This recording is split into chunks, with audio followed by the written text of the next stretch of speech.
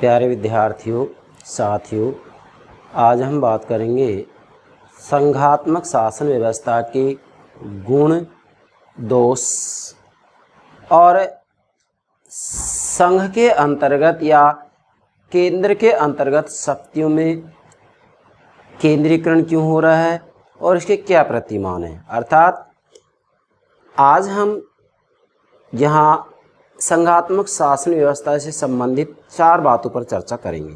Number 1, संघात्मक व्यवस्था के गुण, 2, संघात्मक व्यवस्था के दोष, और तीसरा, केंद्रीय सरकार में शक्तियों का केंद्रीकरण क्यों हो रहा है, केंद्रीकरण, और चौथा, प्रतिमान। अर्थात पूरी दुनिया में संघात्मक शासन व्यवस्था के कितने प्रतिमान हैं, यह भी एग्जाम में निश्चित रूप में पूछा जाता है। तो मेरे प्राणों से प्यारे विद्यार्थियों, सर्वप्रथम आप हमारे YouTube चैनल को सब्सक्राइब अवश्य कीजिएगा। आशा करता हूँ आपने सब्सक्राइब कर दिया होगा। Thank you very much, thank you very much. इसी के साथ में हमारी वीडियो को लाइक करना और शेयर करना ना भूलें, जिससे सभी विद्यार्थियों का हित हो सके। ध्यान दें, देखिएगा, संघात्मक शासन व्यवस्था का क्या अर्थ है, इसकी क्या परिभाषाएं हैं, इसकी क्या विशेषताएं हैं,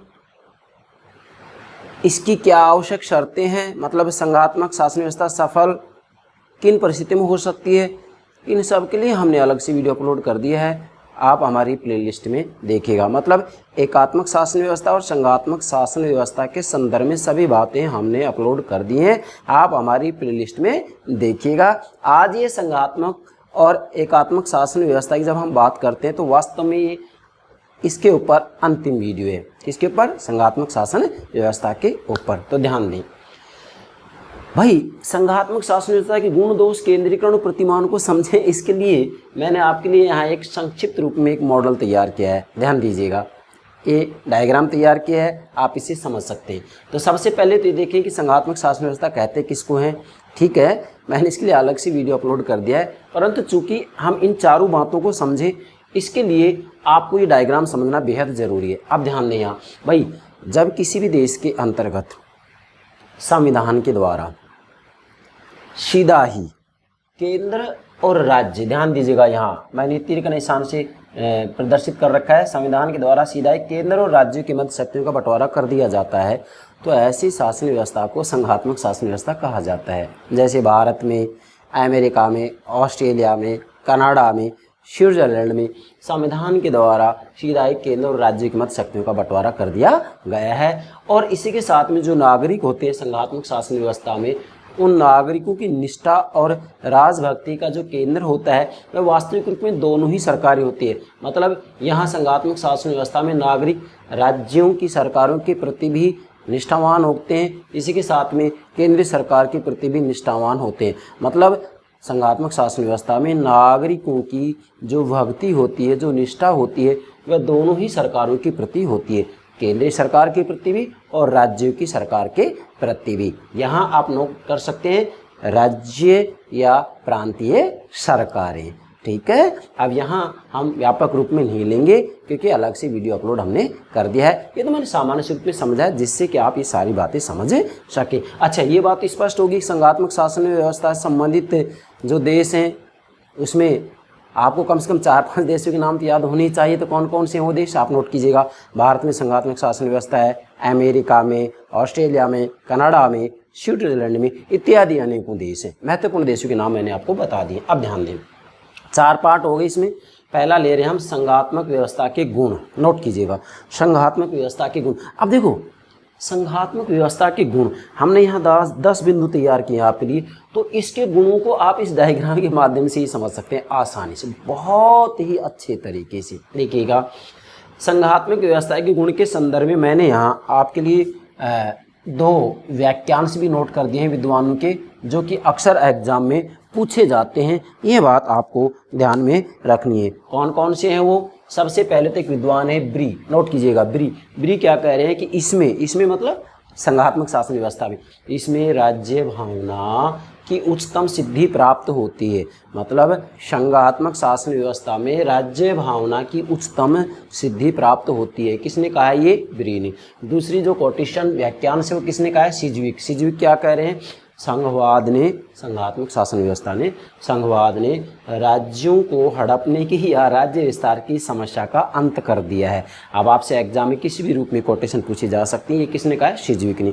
अब इसके आधार पर ही हम इसके गुणों को समझेंगे। अब ध्यान दीजिएगा, संघात्मक शासन व्यवस्था का जो पहला गुण है वो क्या है? राष्ट्रीय एकता एवं स्थानीय स्वायत्तता। क्या? राष्ट्रीय एकता एवं स्थानीय स्वायत्तता। नोट कीजिएगा, राष्ट्रीय एकता एवं स्थानीय स्वायत्तता।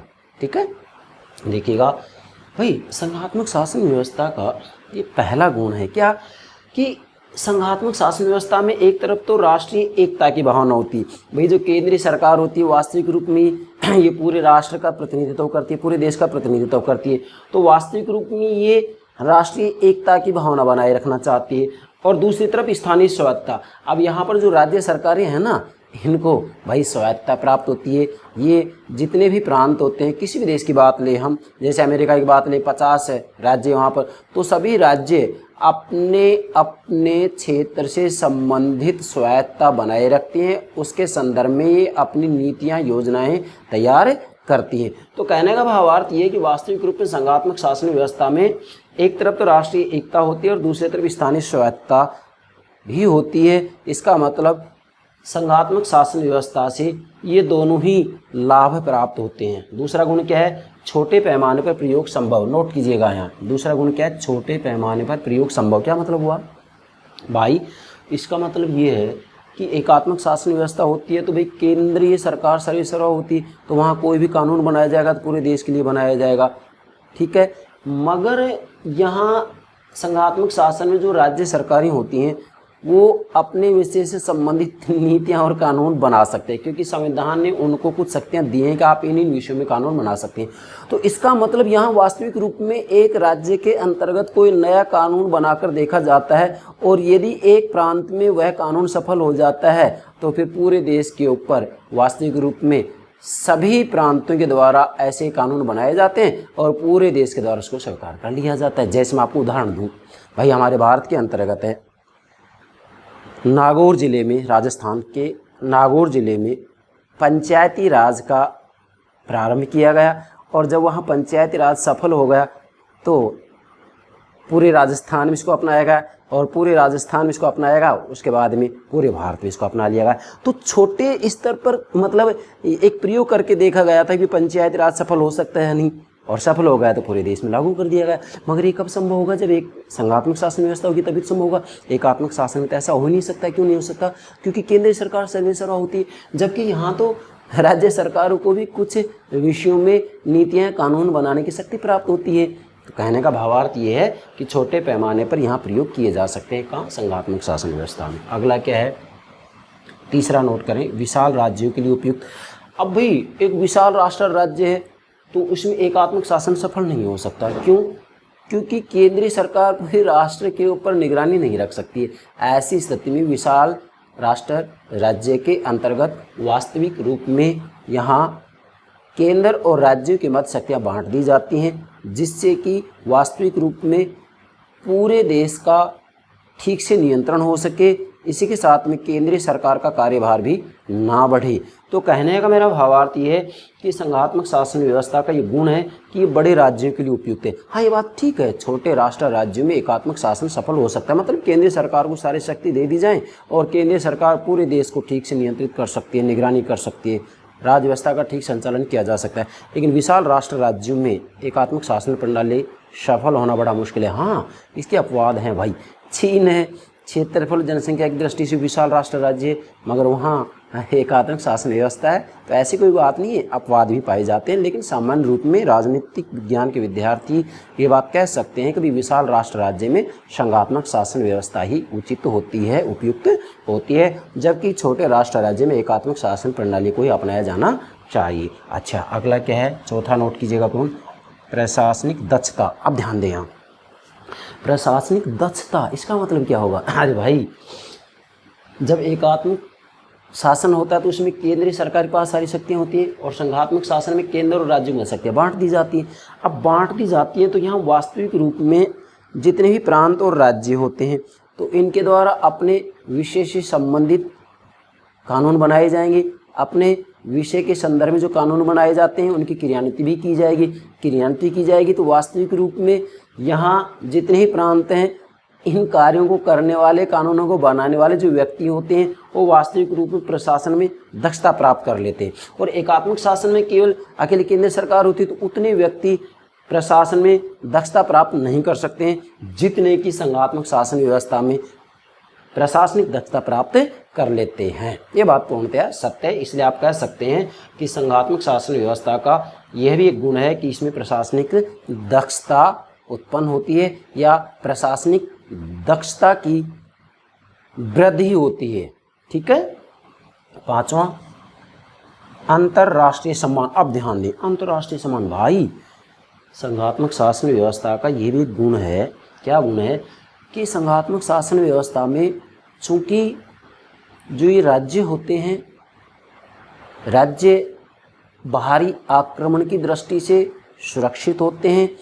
इसी के साथ में चूंकि वास्तव में इनके द्वारा एक संघ का निर्माण किया गया है तो अंतर्राष्ट्रीय स्तर पर इनका सम्मान बढ़ता है प्रांतों का, क्योंकि बाहरी रूप में इनको किसी प्रकार की कोई समस्या होती ही नहीं है।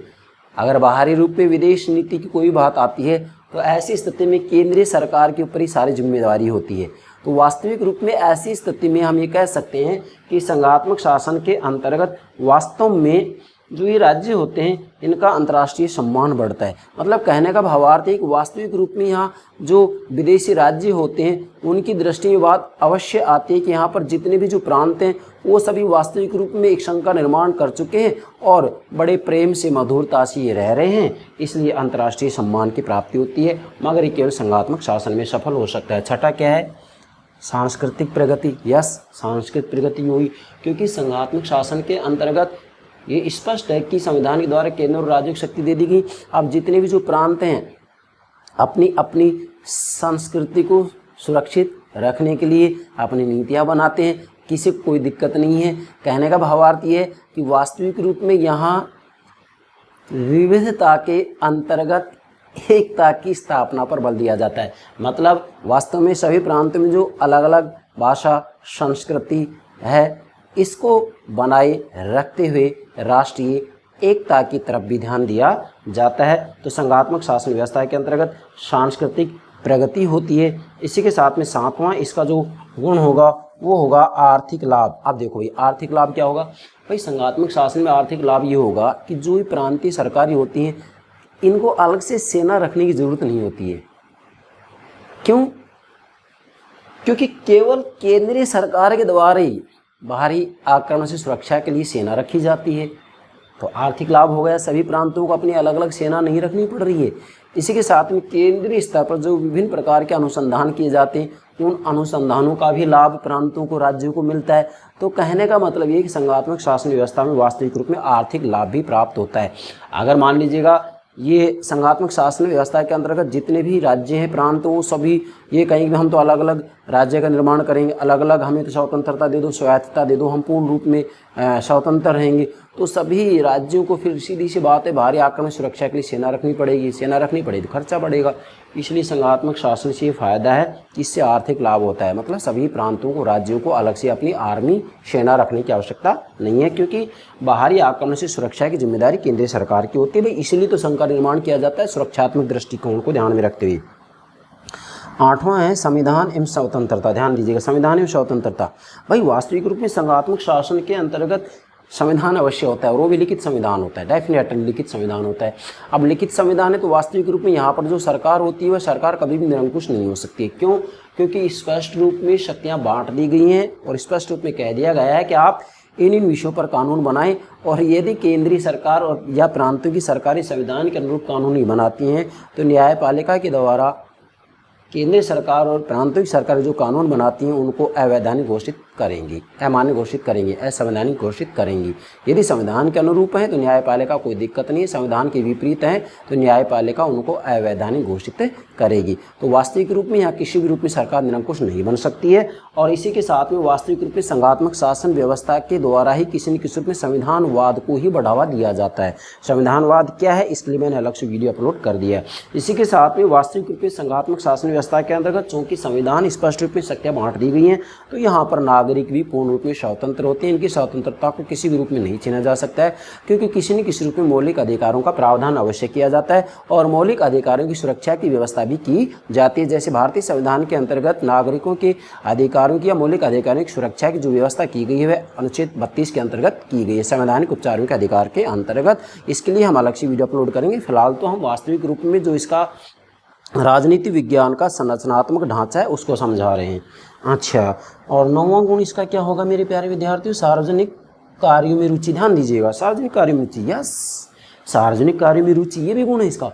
सार्वजनिक कार्य में रुचि का मतलब यहाँ ये कि वास्तविक रूप में जितनी भी प्रांतीय सरकारें होती हैं, राज्य सरकारें होती हैं, या राज्य का मतलब प्रांत से है, घटक इकाइयों से है, तो भाई इनको स्वायत्तता प्राप्त है, अपने क्षेत्र संबंधित विषयों पर कानून बना सकते हैं, तो सार्वजनिक विषयों में इनकी रुचि बढ़ेगी। जबकि एकात्मक शासन व्यवस्था के अंतर्गत जो प्रांत या स्थानीय सरकारें होती हैं उनकी सार्वजनिक जीवन में रुचि नहीं बढ़ती है। क्यों? क्योंकि केंद्रीय सरकार उनको शक्ति देती है और जब चाहे तब शक्ति वापस ले सकता है। जबकि यहाँ पर प्रांतों को शक्ति देने वाला संविधान है, केंद्रीय सरकार ने शक्ति नहीं दी है, इसलिए केंद्रीय सरकार इनको छीन भी नहीं सकती है। हाँ, इनकी शक्ति में कमी या वृद्धि अवश्य की जा सकती है, मगर एक कमी और वृद्धि की जा सकती है तो इसके लिए संविधान में संशोधन करना पड़ेगा। कहाँ? संघात्मक शासन। जबकि एकात्मक शासन में केंद्र सरकार जब चाहे तब प्रांतों की शक्ति को छीन सकता है। तो ये बात आपको ध्यान में रखनी है कि संघात्मक शासन का ये भी गुण है कि इसके अंतर्गत सार्वजनिक कार्यों में रुचि होती है। किसकी होती है? प्रांतों की। किसकी? प्रांतों की या घटक इकाइयों की सार्वजनिक कार्यों में रुचि बढ़ती है, जबकि एकात्मक शासन में ऐसा संभव नहीं होता है। और 10वां है, बहुत महत्वपूर्ण गुण है ये, विश्व सरकार के लिए आदर्श। विश्व सरकार के लिए आदर्श। यस, अगर दुनिया में से युद्धों को सदा के लिए समाप्त करना है, युद्धों को सदा के लिए समाप्त करना है, पूर्ण रूप में शांति की स्थापना करनी है पूरी दुनिया में, तो एक ही उपाय है, एक ही रास्ता है कि एक विश्व सरकार की स्थापना की जाए। एक विश्व सरकार की, पूरी दुनिया के लिए एक सरकार हो। तो उस सरकार का संगठन कैसे किया जाएगा? भाई, उस सरकार का संगठन केवल संघात्मकता के आधार पर ही किया जा सकता है। इसलिए विश्व सरकार के लिए संघात्मक शासन व्यवस्था एक आदर्श है। अब इसके बारे में हम कह सकते हैं, जैसे वर्तमान समय हमारा संयुक्त राष्ट्र संघ है, तो संयुक्त राष्ट्र संघ में ही बहुत कुछ संशोधन करके मैं कह सकता हूँ कि विश्व सरकार की स्थापना की जा सकती है। तो यदि भविष्य में कभी विश्व सरकार की स्थापना की गई, विश्व सरकार निर्माण किया गया ना, तो एकात्मक शासन के आदर्श के आधार पर नहीं किया जा सकता, केवल संघात्मकता के आदर्श के आधार पर ही विश्व सरकार का निर्माण किया जा सकता है। ध्यान दीजिएगा मेरे प्यारे विद्यार्थियों। तो इसलिए 10वां गुण क्या होगा? विश्व सरकार के लिए आदर्श। मतलब विश्व सरकार की स्थापना करनी है तो उसका जो ये आदर्श है वो यही है, संघात्मक शासन। मतलब केवल इस आधार पर ही विश्व सरकार की स्थापना निर्माण किया जा सकता है, जिसके अंतर्गत पूरी दुनिया के लिए अपना एक संविधान बनाया जाएगा और उसमें वास्तविक रूप में एक तरफ केंद्र होगा और दूसरी तरफ प्रांत होंगे। अब केंद्र क्या होगा? केंद्र में ये होगा कि वास्तविक रूप में पूरी दुनिया के प्रतिनिधि इसके अंतर्गत बैठेंगे और प्रांत किसको मान लेंगे? पूरी दुनिया में जितने भी देश हैं उनको प्रांत मान लिए जाएंगे। तो कहने का मतलब ये है कि वास्तविक रूप में विश्व सरकार का निर्माण करना है तो यही आदर्श है, इसके आधार पर निर्माण किया जा सकता है। तो मैं आशा करता हूँ मेरे प्यारे विद्यार्थियों ये 10 के 10 गुण आपके समझ में आ गए होंगे। दूसरा पार्ट है संघात्मक व्यवस्था के दोष। यस, अब संघात्मक शासन व्यवस्था के क्या गुण है, क्या लाभ है, इससे क्या फ़ायदे हैं, ये समझ में आ गया। अब इसके अंतर्गत कुछ दोष भी हैं, कमियां भी हैं, उनको भी समझें। आप इसी डायग्राम के आधार पर इसके दोष भी समझ सकते हैं। चलिए, नंबर 1, विदेश नीति में कठिनाई। यस, संघात्मक शासन व्यवस्था में विदेश नीति में कठिनाई आती। क्यों? क्योंकि जब केंद्रीय सरकार दूसरे देशों से किसी भी रूप में कोई संधि या समझौता करता है तो ऐसी स्थिति में प्रांतों से भी किसी न किसी रूप में समर्थन लेना आवश्यक होता है। जैसे कि संयुक्त राज्य अमेरिका के अंतर्गत राष्ट्रपति दूसरे देशों से संधि करता है तो सीनेट की सहमति अनुसमर्थन जरूरी होता है। तो इसी प्रकार से सभी देशों में जहाँ संघात्मक शासन व्यवस्था अपनाई गई है, विदेश नीति जब तय की जाती है तो प्रांतों या जो घटक इकाइयाँ हैं उनका समर्थन बेहद ज़रूरी होता है। परंतु यहाँ दिक्कत आती है कि जो प्रांत होते हैं वो हो सकते हैं उस संधि या समझौते को अपनी स्वीकृति ना दे, तो ऐसी स्थिति में विदेश नीति में थोड़ा सा संघात्मक शासन व्यवस्था में कठिनाई आती है। जबकि एकात्मक शासन में चूँकि भाई केंद्रीय सरकार सर्वसर्वा होती है तो डन है वहाँ, तो केंद्रीय सरकार जैसा चाहेगी, दूसरे देश से संधि करना चाहे किसी भी रूप में, तो वहाँ प्रांतों से तो पूछने की आवश्यकता है ही नहीं। इसलिए संघात्मक शासन व्यवस्था में पहली कठिनाई है, विदेश नीति में कठिनाई। दूसरा है संकीर्ण एवं क्षेत्रीय भावनाओं का विकास। यस भाई, संघात्मक शासन व्यवस्था के अंतर्गत वास्तविक रूप में जो प्रांत होते हैं, क्योंकि इन प्रांतों को अलग से शक्तियाँ दे दी जाती हैं कि इन विषयों में आप कानून बनाइए, तो यहाँ वास्तविक रूप में संकीर्ण और क्षेत्रीय भावना का विकास होता है। मतलब अपने अपने क्षेत्र से संबंधित जो संकुचित विचार होते हैं, अपने अपने क्षेत्र की जो समस्याएं होती हैं, इनको ये ज़्यादा भाव देते हैं, इनको ज़्यादा तुल्य देते हैं, इनको ज़्यादा उठाते हैं। और ऐसी स्थिति में वास्तविक रूप में हम देखते हैं भारत के अंतर्गत क्षेत्रीय समस्याएं दुनिया भर की हैं। भाषा को लेकर आती है, कभी कभी जाति को लेकर के आती है, कभी क्षेत्रीय विकास को लेकर के आती है। तो वास्तविक रूप में संघात्मक शासन के अंतर्गत ये भी एक दोष है कि इसमें क्षेत्रीय भावनाओं का विकास होता है। मतलब सभी अपने अपने क्षेत्र के विकास की बातें करते हैं। ऐसी स्थिति में इनका केंद्र के प्रति या पूरे राष्ट्र के प्रति इतनी निष्ठा नहीं होती है, जो कि गलत है।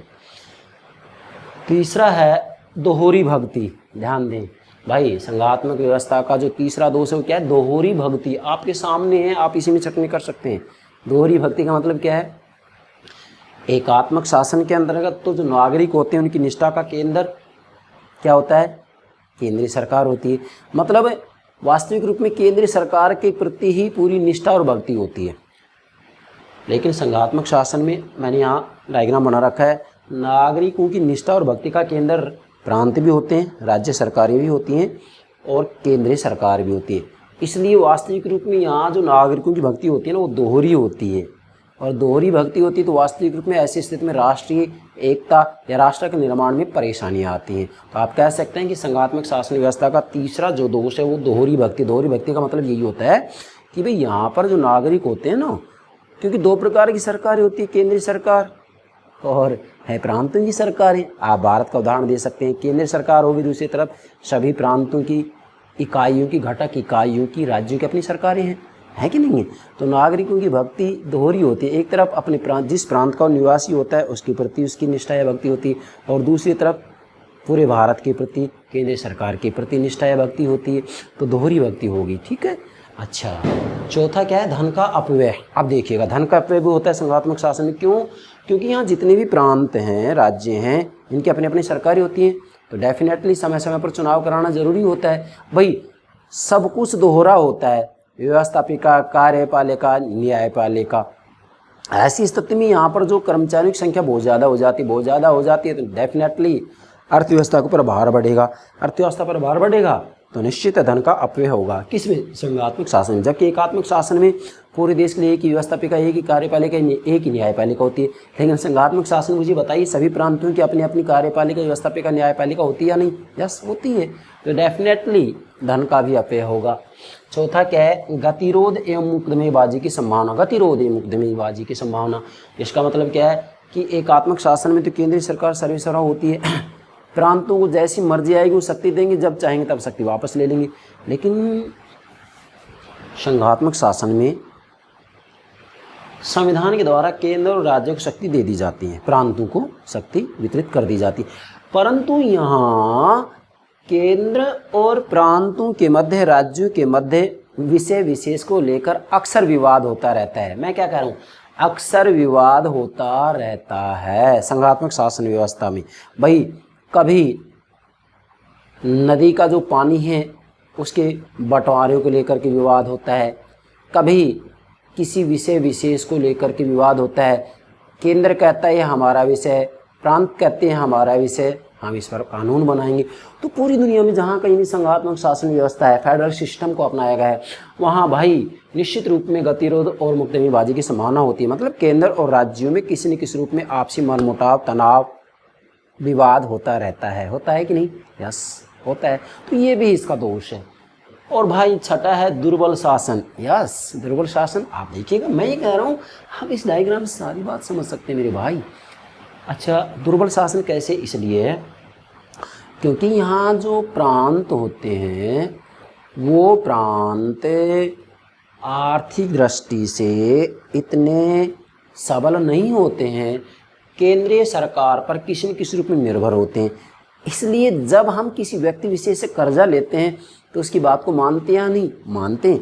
ऐसे ही जब राज्य सरकारें प्रांत केंद्र से अनुदान लेते हैं तो डेफिनेटली इनकी बात को मानेंगे। तो वास्तविक रूप में ये इतनी शक्तिशाली नहीं होती हैं जितनी शक्तिशाली केंद्रीय सरकार होती है। भाई भारत के संदर्भ में तो यहाँ तक कहा जाता है कि भाई राज्य सरकारों के साथ है, प्रांतों के साथ केंद्रीय सरकार सौतेला व्यवहार करती है, नगर पालिकाओं की तुल्य व्यवहार करती है। यस, आप कह सकते हैं कि संघात्मक शासन के अंतर्गत जो प्रांतों की सरकारें होती हैं वो केंद्रीय सरकार के बनिस्पत दुर्बल या कमज़ोर होती हैं। यस, डेफिनेटली ये सत्य है। ठीक है, तो दूसरा पार्ट होगा संघात्मक शासन व्यवस्था के दोष। मतलब इसको अपनाने से क्या क्या कुछ दोष उभर कर सामने आएंगे, क्या कमियाँ हैं इसमें। मैं आशा करता हूँ आप ये बात ही समझ गए होंगे। यस भाई, एग्ज़ाम में किसी भी रूप में पूछें आपको कोई दिक्कत नहीं आनी चाहिए। तीसरा पार्ट क्या ले रहे हैं? संघीय व्यवस्था में केंद्रीकरण की प्रवृत्ति के कारण। क्या मतलब? पूरी दुनिया में जहाँ कहीं भी संघात्मक शासन अपनाया गया है, जहाँ कहीं भी का मतलब जैसे भारत है, अमेरिका है, कनाडा है, ऑस्ट्रेलिया है और स्विट्जरलैंड है। मैं यहाँ स्विस कर रहा हूँ इसको, स्विट्जरलैंड या स्विस। ठीक है, तो वास्तव में यहाँ इन सब देशों में जहाँ कहीं भी संघात्मक शासन अपनाया गया है, केंद्रीय सरकार, ध्यान दें, केंद्रीय सरकार शक्तिशाली होती जा रही है। मतलब केंद्रीय सरकार में शक्ति का केंद्रीयकरण होता जा रहा है। मैं फिर कह रहा हूँ, केंद्रीय सरकार में, संघीय सरकार में, राष्ट्रीय सरकार में शक्ति का केंद्रीकरण होता जा रहा है। तो इसके कारण क्या हैं? भाई संविधान ने केंद्र और राज्य को शक्ति बांट दी है, पर जहाँ कहीं भी संघात्मक शासन व्यवस्था है वहाँ शक्तियाँ केंद्रीय सरकार में केंद्रित होती जा रही है। मतलब केंद्रीय सरकार शक्तिशाली होती जा रही है। तो इसके क्या कारण हैं? ये भी एग्जाम पूछा जाता है प्रत्येक प्रतियोगिता परीक्षा के अंतर्गत। इसके संदर्भ में भी एक प्रश्न निश्चित आता है और स्नातक और स्नातकोत्तर स्तर के जो विद्यार्थी हैं उनसे भी ये प्रश्न निश्चित रूप में पूछा जाता है। 20 अंक का, ध्यान दीजिएगा। तो केंद्रीय सरकार शक्तिशाली क्यों हो रही है, इसके मैंने एक कारण नोट कर दिए हैं। 8 कारण हैं, ध्यान दीजिएगा, बिल्कुल सामान्य बात है। नंबर 1, युद्ध। भाई केंद्रीय सरकार में शक्तियों का केंद्रीकरण क्यों हो रहा है, या केंद्रीय सरकार शक्तिशाली क्यों होती जा रही? कहाँ?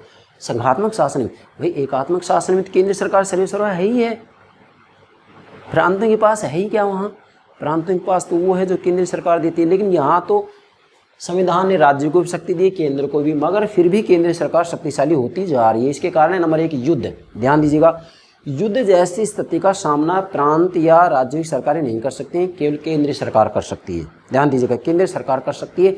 इसलिए स्वतः ही युद्ध जैसी स्थिति का सामना करने के लिए युद्ध के संदर्भ में निर्णय लेना, ये सब वास्तविक रूप में केंद्रीय सरकार के हाथों में सिमटता जा रहा है, क्योंकि प्रांतीय सरकारें इसका सामना नहीं कर सकती हैं। तो पहला कारण है युद्ध। दूसरा है परस्पर विरोधी विचारधाराएं। भाई वास्तविक रूप में आज हम देखें तो वैसे तो खैर शीत युद्ध का अंत हो चुका है, लेकिन यहाँ मूल बात यही है कि भाई शीत युद्ध के समाप्त होने से पहले मतलब 1991 में जो सोवियत संघ का विघटन हो गया, तब से ये मान लिया जाता है कि भाई शीत युद्ध का अंत हो गया और एक ध्रुवीय विश्व व्यवस्था आ गई, मतलब संयुक्त राज्य अमेरिका सर्वेसर्वा बन बैठा और ये कहा गया कि पूंजीवादी व्यवस्था की जीत होगी। तो वास्तविक रूप में दो विचारधाराओं का झगड़ा चल रहा था इससे पहले, पूंजीवाद और साम्यवाद का। किसका? पूंजीवाद और साम्यवाद का। तो ऐसी स्थिति में वहाँ हम ये कह सकते हैं 1991 से पहले शीत युद्ध जैसी स्थिति, और शीत युद्ध कभी भी गर्म युद्ध का रूप धारण कर सकता था। तो ऐसी स्थिति में संघात्मक शासन व्यवस्था के अंतर्गत वास्तविक रूप में जो प्रांतों की सरकारें थी ना, वो प्रांतों की सरकारें कंप्लीट पूर्ण रूप में केंद्रीय सरकार पर निर्भर थी कि भाई बाहरी आक्रमण से केवल केंद्रीय सरकार ही हमारी सुरक्षा कर सकती है। तो ऐसी स्थिति में स्वयं प्रांतों ने भी वास्तविक रूप में केंद्रीय सरकार के नेतृत्व को स्वीकार कर लिया था। तीसरा, राष्ट्रीय संकट। आप ध्यान दीजिएगा, जहाँ कहीं भी संघात्मक शासन व्यवस्था को अपनाया गया है तो उसके अंतर्गत जब देश के ऊपर कोई संकट आता है तो संकट जैसी स्थिति का सामना करने के लिए वास्तविक रूप में प्रांतीय सरकार सक्षम नहीं है, केवल केंद्रीय सरकार ही वास्तविक रूप में राष्ट्रीय संकट से देश को बचा सकती है। जैसे भारत के संविधान के अंतर्गत आप मुझे बताइए, आपातकाल की शक्तियों का जो प्रावधान किया गया है या नहीं किया गया है? आपातकाल में शक्तियाँ किसके हाथों में चली जाती हैं? राष्ट्रपति के हाथों में। तो राष्ट्रपति केंद्र का है या प्रांत का है? केंद्र का है, पूरे देश का है। तो वास्तव में देश के ऊपर किसी भी रूप में कोई राष्ट्रीय संकट आता है, देशव्यापी संकट आता है, तो उसका मुकाबला भी केवल केंद्रीय सरकार ही कर सकती है। इसलिए प्रांत भी यही चाहते हैं भी कैसे भी वो देश को संकट से बचाया जाए। अब इसमें ये बात कोई मायना नहीं रखती है कि भाई केंद्रीय सरकार शक्तिशाली बन जाएगी। हाँ, संकट से बचा दें, केंद्रीय सरकार शक्तिशाली बन रही है तो कहाँ परेशानी आ रही। इसलिए राष्ट्रीय संकट से उबार सकती है तो केवल केंद्रीय सरकार ही उबार सकती है। इस कारण भी केंद्रीय सरकार शक्तिशाली होती जा रही है। चौथा है सहायता अनुदान। प्रांतों के पास वास्तविक रूप में इतना धन नहीं होता है, इनकी अर्थव्यवस्था इतनी मजबूत नहीं होती है, इसलिए समय समय पर जो प्रांत या राज्य हैं वो केंद्र से सहायता लेते रहते हैं।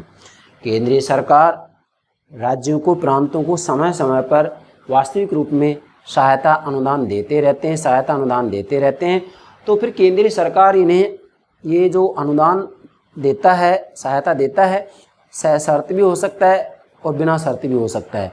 लेकिन वास्तविक रूप में जब प्रांतों को सहायता केंद्र सरकार दे रही है तो वास्तविक रूप में ये बात तो निश्चित है कि जिस विषय के लिए सहायता दी जा रही है उस विषय विशेष के ऊपर खर्चा किया जाए। और जब प्रांतों को सहायता केंद्र सरकार दे रही है तो डेफिनेटली सहायता देने वाले की बात मानी जाती है।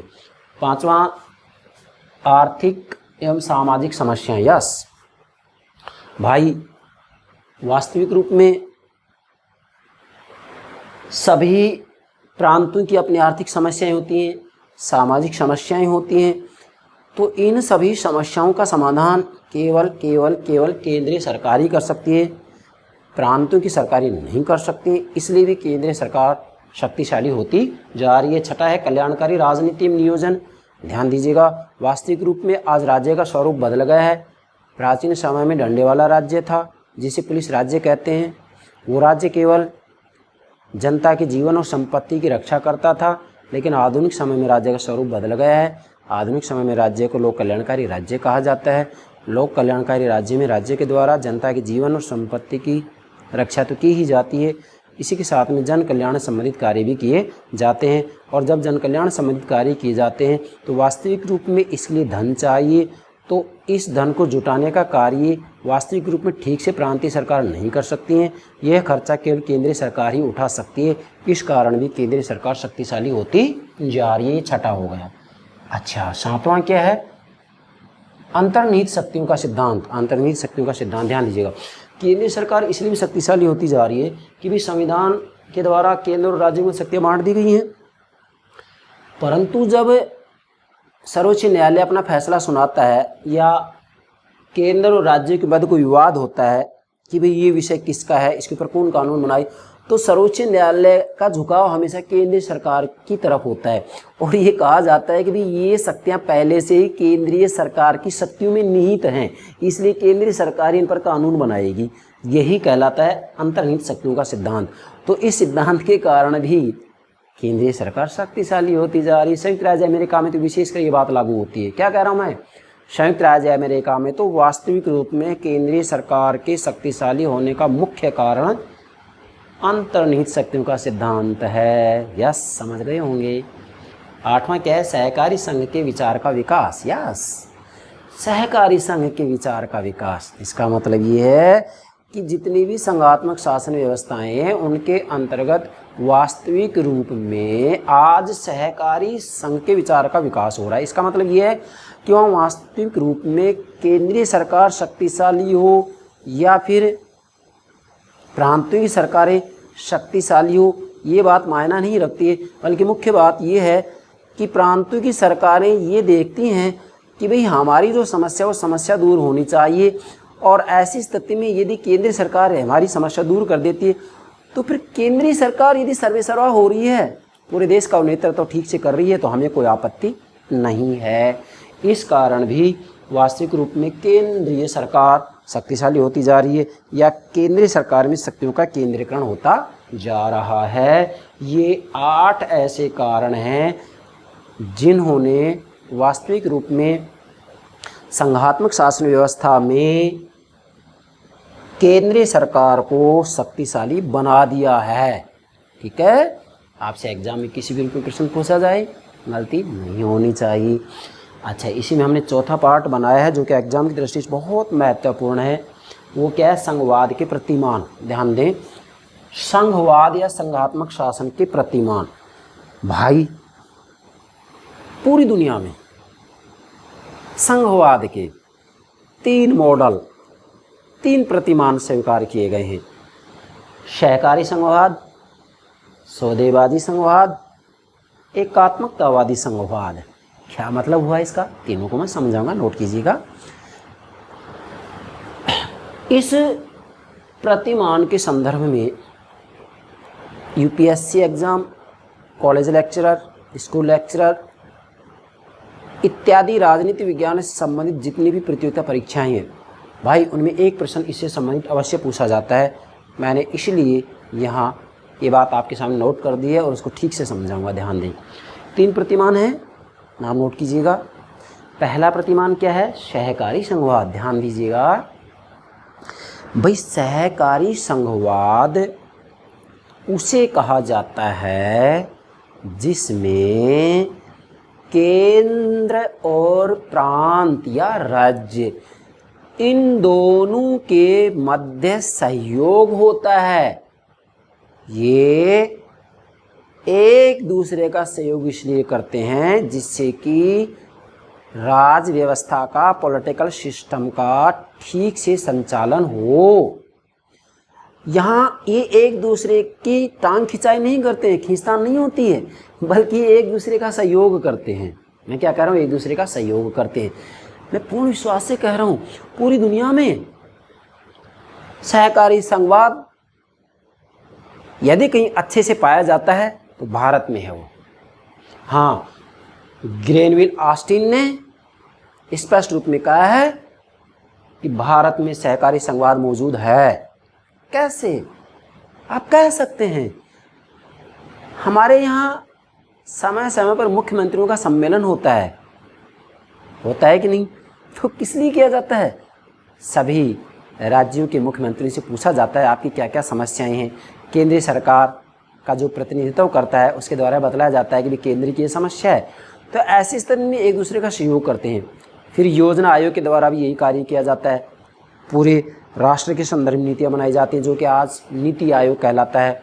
इसी के साथ में वित्त आयोग के द्वारा भी यही कार्य किया जाता है, मतलब राष्ट्रीय वित्त आयोग के द्वारा भी यही कार्य किया जाता है। ऐसी कितनी संरचनात्मक व्यवस्थाओं की स्थापना हमारे भारत में की गई है। वो इसलिए की गई है कि केंद्रीय सरकार और राज्य सरकारें एक दूसरे का सहयोग करें, और जब ये दोनों सरकारें एक दूसरे का सहयोग करती हैं तो उसे ही कहते हैं सहकारी संघवाद। और भारत में सहकारी संघवाद पूरी दुनिया में सबसे अच्छे रूप में मौजूद है। ये बात की है ग्रेनविल ऑस्टिन ने। नोट कीजिएगा, किसने? ग्रेनविल ऑस्टिन ने। दूसरा प्रतिमान क्या है? सौदेबाजी संघवाद। यस, सौदेबाजी संघवाद। भाई जब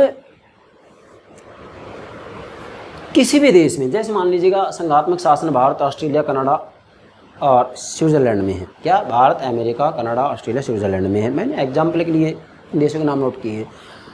तो सौदेबाजी संघवाद क्या होगा? भाई संघात्मक शासन में केंद्र और राज्यों में शक्ति बांट दी गई है। तो इसमें क्या होता है? कि जब किसी भी संघात्मक शासन प्रणाली वाले देश में केंद्र में अलग राजनीतिक दल की सरकार है, प्रांत में अलग राजनीतिक दल की सरकार है, तो फिर ये सौदेबाजी करती हैं। क्या करते हैं? सौदेबाजी करते हैं। और जो ये सौदेबाजी की जा रही है वो सौदेबाजी संघात्मक शासन व्यवस्था के लिए उचित नहीं है, ठीक नहीं है। मतलब सौदेबाजी का जो संवाद का प्रतिमान है वह अच्छा प्रतिमान नहीं है। भारत में हम कह सकते हैं कि ऐसे उदाहरण हमें बार बार देखने के लिए मिले हैं। कब मिले हैं? जब वास्तविक रूप में केंद्र में अलग राजनीतिक दल की सरकार रही है और राज्यों में प्रांत में अलग दल की सरकारें रही हैं, तो इन्होंने सौदेबाजी की है। और ये सौदेबाजी का जो प्रतिमान है वो उचित प्रतिमान नहीं है। ये वास्तविक रूप में संघात्मक व्यवस्था को तोड़ने का प्रतिमान है, तोड़ने का संकेतक है। मॉरिस जोन्स ने स्पष्ट रूप में कहा है कि भारत के अंतर्गत 1977 के बाद में ऐसी स्थितियां आई हैं। यस, ऐसी स्थितियां देखने के लिए हमें मिलती हैं। पूरी दुनिया में जहां कहीं भी संघात्मक शासन व्यवस्था है, उन देशों का आप ठीक से अध्ययन करें तो वहां भी यदि केंद्र में अलग राजनीतिक दल है, प्रांत में अलग राजनीतिक दल है की सरकार है, तो सौदेबाजी की जाती है। ये उचित प्रतिमान नहीं है। उचित प्रतिमान सहकारी संघवाद है। नोट कीजिएगा ये बात भी। अच्छा प्रतिमान सहकारी संघवाद का है। तो ये किसने कही है? मॉरिस जोन्स ने। भारत में भी ये प्रतिमान देखने में मिलता है, लेकिन पूर्ण रूप में सहकारी संघवाद। अच्छा, तीसरा क्या है? एकात्मकतावादी संघवाद। यस, एकात्मकतावादी संघवाद का मतलब ये होता है कि जब किसी भी देश में संघात्मक शासन प्रणाली अपनाई गई हो और उसमें राज्यों के बनिस्पत केंद्रीय सरकार शक्तिशाली होती जा रही हो, केंद्रीय सरकार शक्तिशाली होती जा रही हो, इसके कारण युद्ध, पारस्परिक विरोधी विचारधाराएं, राष्ट्रीय संकट, सहायता, अनुदान, आर्थिक एवं सामाजिक समस्याएं, कल्याणकारी राजनीति, नियोजन, आतंरिक शक्तियों का सिद्धांत, सहकारी संघ के विचार का सिद्धांत, ये 8 पॉइंट्स आप इसके अंतर्गत ला सकते हैं। मतलब ये 8 कारण ऐसे हैं जिनके कारण केंद्रीय सरकार शक्तिशाली होती जा रही है। तो जहाँ कहीं भी संघात्मक शासन प्रणाली अपनाई गई है, वहाँ वास्तव में यदि केंद्रीय सरकार बहुत ज़्यादा शक्तिशाली होती जा रही है तो इसे आप एकात्मकतावादी संघवाद कह सकते हैं। क्या? एकात्मकतावादी संघवाद का प्रतिमान कह सकते हैं। आज आप देख सकते हैं पूरी दुनिया में वास्तविक रूप में एकात्मकतावादी संघवाद जोर पकड़ता जा रहा है। मतलब इन 8 कारणों की वजह से हम कह सकते हैं कि संघात्मक शासन व्यवस्था में केंद्र सरकार शक्तिशाली होती जा रही है। केंद्र सरकार शक्तिशाली होना यही एकात्मकतावादी संघवाद है। भाई, कहने के लिए तो संघात्मक शासन प्रणाली है, लेकिन केंद्रीय सरकार बहुत ज़्यादा शक्तिशाली हो गई है। इसी को एकात्मकतावादी संघवाद कहते हैं। और केसी व्हीयर ने कहा है कि हमारे भारत में एकात्मकतावादी संघवाद का प्रतिमान भी मजबूत होता जा रहा है। यस, ये संघवाद के 3 प्रतिमान हो गए। मैं आशा करता हूँ मेरे प्राणों से प्यारे विद्यार्थी आप ये चारों बातें ठीक से समझ गए होंगे। Thank you very much. Thank you very much.